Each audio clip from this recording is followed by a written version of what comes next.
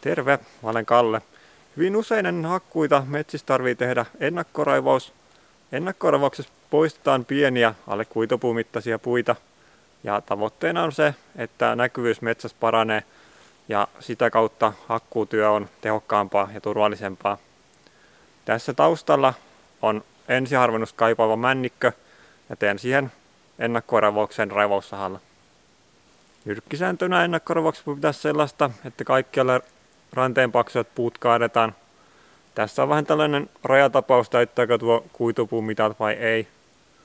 Mutta itse kyllä kaataisi sen miettimättä asiaa sen kummemmin. Se ottaa huomioon, että tuollaisen minimikuiturungon tilavuus on noin 50 litraa, eli 0,05 kuutio. Ja ensiharvennuksesta kuitupuusta maksetaan noin 12 € kuutiolta. Niin jos sattuu kaatamaan tuommoisen minimikuiturungon, niin sen arvo on noin 60 senttiä, eli kovin suurista taloudellisista tappioista ei puhuta.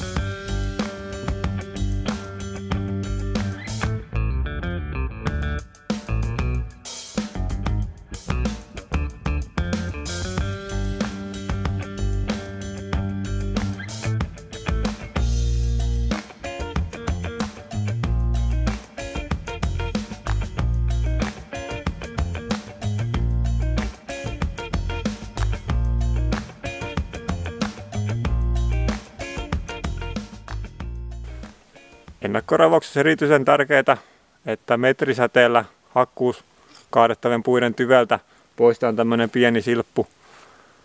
Se johtuu siitä, että kun hakkuukoneella tartutaan tuommoiseen kaadettavan puuhun, jos sinne jää väliin tämmöistä pientä risua, niin se voi pahimmillaan irrottaa teräketjun terä sieltä kourasta. Jätin muutaman aarin kokoisen alueen raivaamatta.